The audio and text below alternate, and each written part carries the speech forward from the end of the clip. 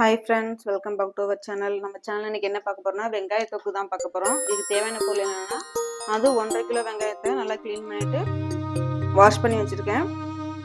அடுத்து 10 பல் பூண்டு, உப்பு, கருவேப்பிலை, புளி, மிளகாத்தூள், மல்லித்தூள், கலருக்காக காஷ்மீரி மிளகாய், மஞ்சள்தூள், பெருங்காயத்தூள், இதுதான் தேவையான பொருள். இப்போ வந்து நம்ம இந்த வெங்காயத்தை என்ன பண்ணலாம்னா குறப்பாக அரைச்சிக்கலாம். பல்ஸில் போட்டு ரொம்ப நைஸாக அரைக்காமல் கொஞ்சம் குறப்பாக அரைச்சிக்கலாம். அரைச்சதுக்கப்புறம் இந்த தொக்கு செய்கிறதுக்கு ஒரு பொடி ஒன்று தயாரிக்க போகிறோம். அது என்னென்னு பார்க்கலாம். 1 ஸ்பூன் கடுகு, 1 ஸ்பூன் வெந்தயம், 1/4 ஸ்பூன் சீரகம், 1/4 ஸ்பூன் மிளகு, இது எல்லாத்தையும் போட்டு நல்லா ட்ரை ரோஸ்ட் பண்ணிவிட்டு ஒரு 4-5 வரமிளகாய் போட்டுக்கலாம். அடுத்து கருவேப்பிலை 2 போட்டுக்கலாம். லாஸ்ட்டாக பெருங்காயத்தூள் போட்டு இதை நல்லா ஆற வச்சு பொடி பண்ணிக்கலாம்.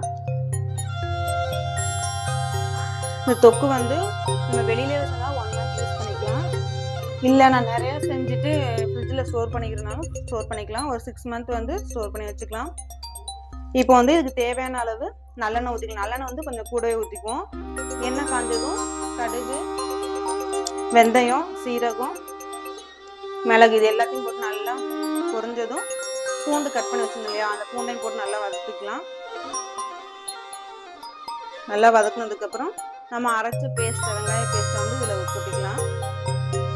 போட்டு எண்ணெயிலே நல்லா ஒரு 4-5 டைம் வந்து அதை கிளறி விட்டுட்டோம்னா நல்லா மிக்ஸ் ஆகிக்கும். இப்போ மஞ்சத்தூள் நம்ம எடுத்து வச்ச பொடி எல்லாத்தையுமே சேர்த்துக்குவோம். சேர்த்துட்டு இந்த தொக்குக்கு தேவையான அளவு உப்பு போட்டுக்கலாம். ஒரு 2-3 கொத்து கருவேப்பிலையும் போட்டுக்கலாம். போட்டுட்டு இது எல்லாத்தையுமே நல்லா மிக்ஸ் பண்ணணும். மிக்ஸ் பண்ணிவிட்டு ஒரு 20 மினிட்ஸ் வந்து இதை வந்து சிம்மிலே வச்சு வேக வைக்கணும். நம்ம அடிக்கடி வந்து ஒரு 5 மினிட்ஸுக்கு ஒன்ஸ் வந்து அதை ஓப்பன் பண்ணி நம்ம கிண்டி விடணும். ஏன்னா அடி பிடிச்சிக்கும். ஸோ நம்ம 20 மினிட்ஸுக்கும் அப்படியே ஃபுல்லாகவே வச்சுருக்கக்கூடாது. இப்போ அது 20 மினிட்ஸ் நல்லா வெந்துருச்சு. இப்போ நல்லாவே கலர் சேஞ்ச் ஆகிடுச்சு, எண்ணெயும் பிரிஞ்சு வந்துடுச்சு. இப்போ வந்து நம்ம கரைச்ச புளியை ஊற்றிக்கலாம்.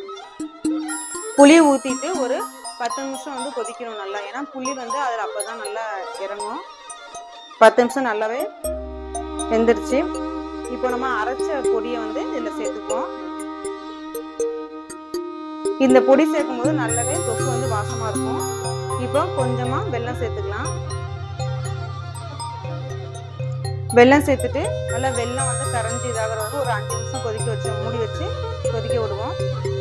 இப்போ வந்து டேஸ்டான வெங்காய தொக்கு ரெடி ஆயிடுச்சு. இப்போ நல்லாவே சைட்லாம் எண்ணெய் பிரிஞ்சு வந்துடுச்சு. இப்போ நல்லா ஆற வச்சு ஒரு கண்ணாடி பாட்டிலில் வந்து ஸ்டோர் பண்ணி வச்சுக்கலாம்.